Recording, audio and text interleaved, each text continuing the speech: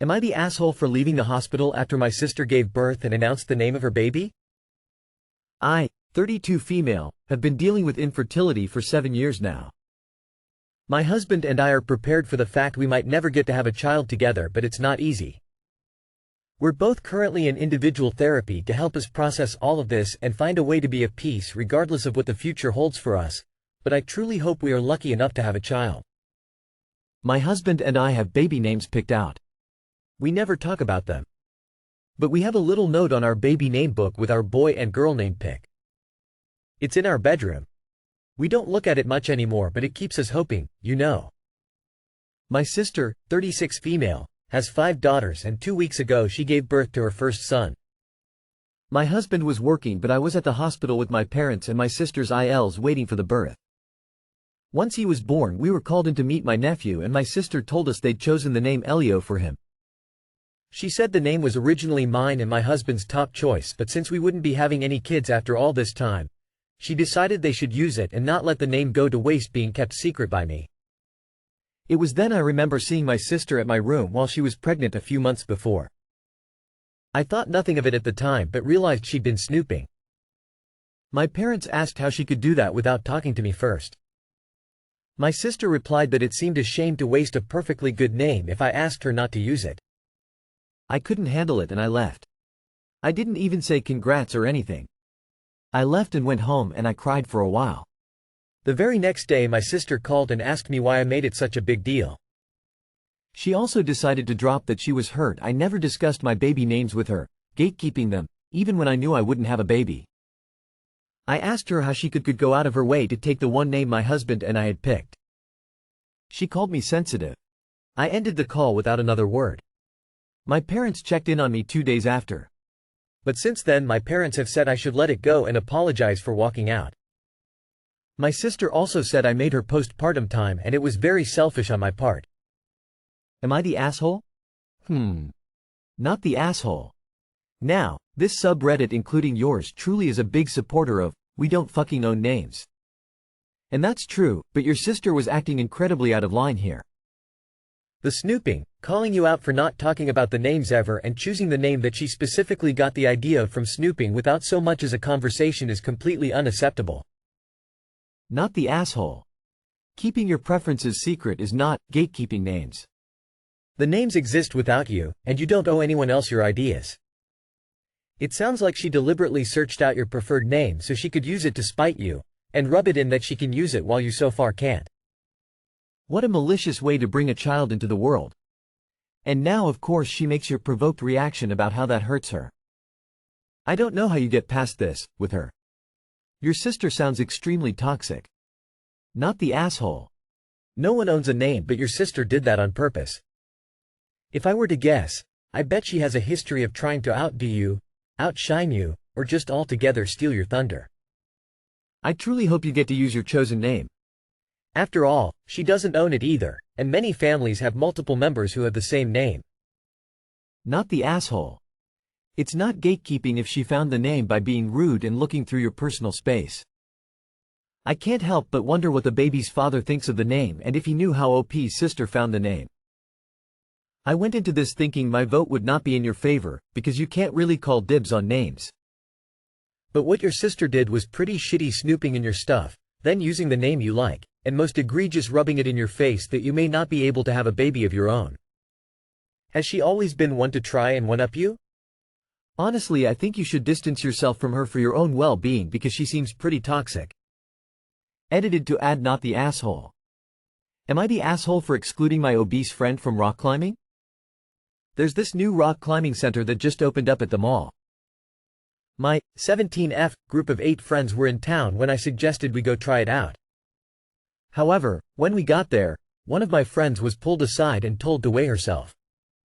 She's technically obese, and they told her that she couldn't participate since she weighed too much for the harness. She was extremely upset by this and started crying. She then asked the rest of us if we could do something else instead. However, everyone else really wanted to try rock climbing, and we didn't want to miss out because of one person. I said we could hang out with her after we finished, but she just went straight home. The next day, She texted us saying that we were fake friends for abandoning her and making her feel excluded for her weight. She said I was selfish for even suggesting rock climbing without considering her weight, because I'd assumed that she weighed enough for the equipment. I told her that it wasn't our fault that she wasn't allowed in, but she said the rest of us should have stood by her. Am I the asshole? I'm going with you or the asshole. If I'm understanding your post, you guys were already out together when you decided to try it. You could have gone and done something else when you found out one friend would be excluded and gone rock climbing on a different day without her. It's not like this was a dedicated trip for the purpose of rock climbing. And you really expected her to sit around alone and wait for you guys to finish? For real? It's pretty clear how little you value this friend. You are the asshole. It's fair enough that you didn't know going into it that she wouldn't be able to participate, but continuing with the plans and excluding her even though she was already upset and humiliated was not the behavior of decent friends. If you all still wanted to do the climbing, you easily could have rescheduled for another time, but you only valued your own wants and feelings and 100% disregarded hers. That's not the behavior of someone who cares about another person. You are the asshole. I think doing something that includes everyone present is what good friends would do for each other. She was understandably embarrassed and upset by the situation, and you gave no reason why you and the others had to go rock climbing that day. I mean, imagine you and a group of friends decided to go somewhere, and you found out your friend in a wheelchair couldn't participate because the event wasn't wheelchair accessible. Would you also tell that friend, sorry, we're still going to go in? Or if you invited a group of people out to eat and you found out the restaurant had no vegetarian options for the vegetarian in the group, would you tell them, sorry, but we really want to try this restaurant? And ditch them? No assholes here. She's not wrong for feeling slighted. And you guys aren't wrong to still participate. It was 7 of you. However, I feel that everyone here should have been more mindful about the requirements. But her leaving wasn't wrong. What was she supposed to do? Just sit there for an hour or more and wait on everyone to be done?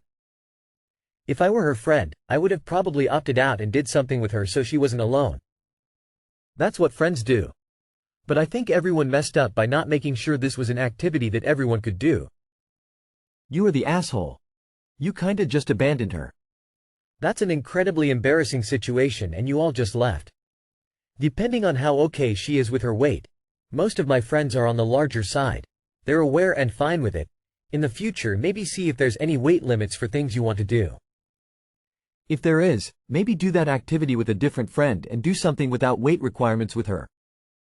It's significant other embarrassing to be called out for not being within weight limits when you're there, so if you can avoid that when you get there, it's ideal. It's not your fault she's obese, but it's how you chose to handle it. I wouldn't ditch my friends to do something, especially if they were crying over it. Not the asshole. Look, it's not your job to determine whether or not your friend meets the restrictions for an activity. She knew you were going rock climbing. She should have looked into the logistics of it beforehand. You also offered to meet up after the activity was completed. Her expecting her friend group to revolve around her is just immaturity. Am I the asshole for telling my dad in front of his ILs that I'd rather live with my grandparents? After my mom died, my dad relied on her parents for 3 years to take care of me. I, 15 male, was 3 when mom died. They would pick me up at 7 a.m. from dad's house and take me to their house, and dad would pick me up at 8 p.m. after he was finished work, errands. They were more like parents to me than he was. He worked 6 days a week and typically most Sundays I spent at least 4 or 5 hours with them too. They took me to my first day of school, picked me up early if I was sick. They were there when I was sick. My earliest memories are of my time with them. I don't really remember dad from back then. This changed when my dad met Beth. One minute it was me going to my grandparents every day, and then Beth lived with us and suddenly I was home with her instead. My dad and grandparents fought about it a lot, and he ended up telling me when I was 7 that I wasn't going to see them anymore, and he and Beth were getting married. A month before the wedding I was sitting in front of a judge and being asked questions about my dad, my grandparents and stuff. The judge was nice. I don't remember a lot of our talk. But afterward I did get to see my grandparents again. My dad wasn't happy. I was 10 when my grandparents admitted they had to take dad to court to see me again. My dad hates that I see my grandparents as much as I do. 3 days a month, 1 overnight a month, and for a day around my birthday and Christmas. He hates that I leave my half-siblings behind to go and see them. There are times he has talked about going back to court and has asked me if I'd say I don't like going without my siblings, and I always tell him I wouldn't say that. Beth hates my grandparents too, but for a different reason. She blames them for me rejecting a closer relationship with her because they never allowed me to feel like I didn't have a mom. And I do feel that way kinda. It's hard to describe. I know she's not here. I can't speak to her. But I still don't feel motherless. I don't want to have that kind of relationship with Beth, and it upsets her. I don't think it's cool for her to want that so badly, because I'm sure she'd hate to be forgotten by my half-siblings. So I don't like her much for that. My dad bitches more about my grandparents now than he did when I was younger. My half-siblings are old enough to know I go to grandparents and they can't come. He also knows I prefer being with my grandparents and he hates it. Beth's parents and siblings and their spouses were at our house Saturday night for a dinner party, and Dad was bitching about my grandparents to them, and everyone was acting like my grandparents were bad people for taking Dad to court and for not letting me forget Mom. Dad said during the party that he'll never understand why I want to go there so badly still. I said I'd rather live with my grandparents than him. Everyone went quiet and Dad made me go to my room. He was so mad yesterday and he told me I should know better than to try and humiliate him like that. Am I the asshole? Not the asshole. Your dad and his wife are the Oz. Your grandparents gave you stability when you most needed it. Your father should be grateful and glad that your mom's parents want to maintain a relationship with you. It sounds like, at some point, your grandparents had to go to court to enforce their grandparents' rights. That's how much they love you.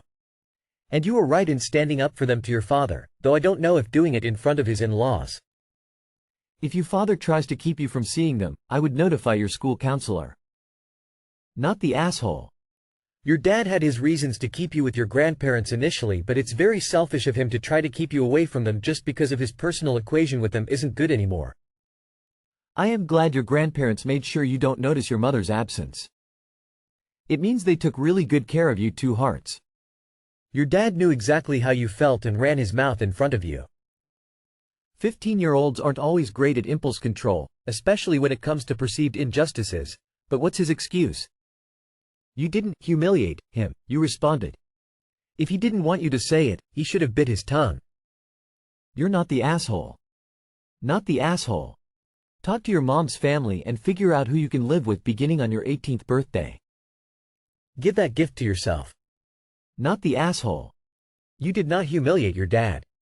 He humiliated himself. Bad-mouthing his deceased wife and his in-laws in front of her child is rude. Doing it in front of his second wife's family is even more rude.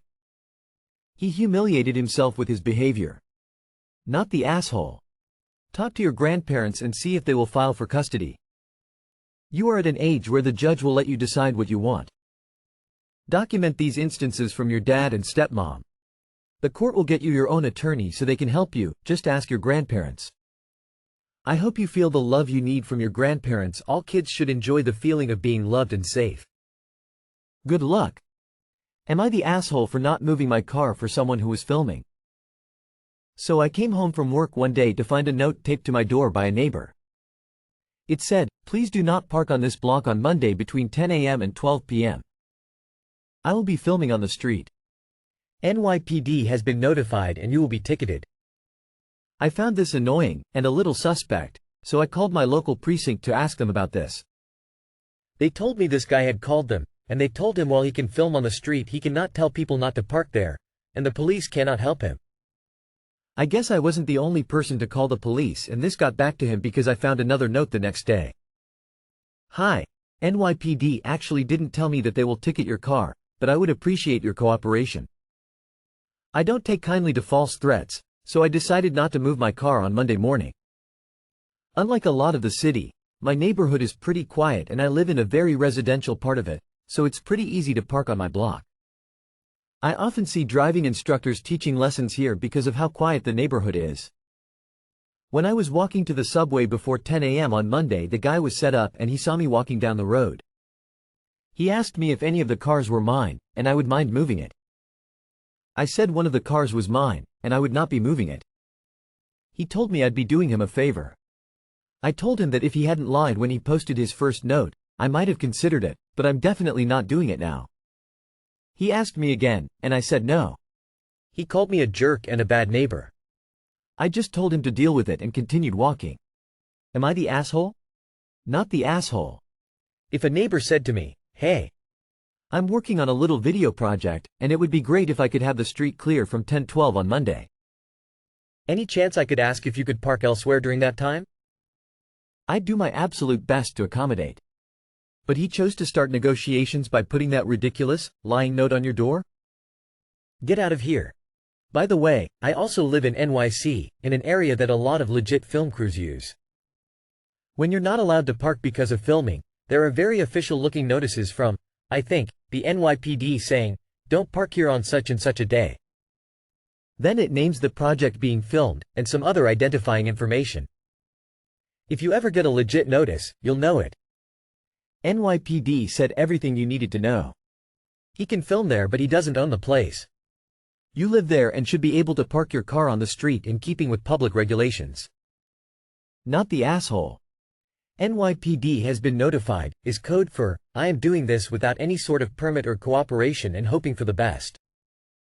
When it's an official, licensed film shoot, there are very formal signs posted well in advance advising people not to park, etc. Sounds like this is some really indie or student film situation. And this guy should have been a lot nicer to the neighborhood people he was asking for favors. Not the asshole. Not the asshole. I can't believe he went round posting notes explaining that he'd lied in the previous note law. I would have an overwhelming urge to call a few friends to come and park their cars in the street. Or, in my case, bring a bus home from work and park that in the street. Not the asshole. Not the asshole. Fuck that entitlement.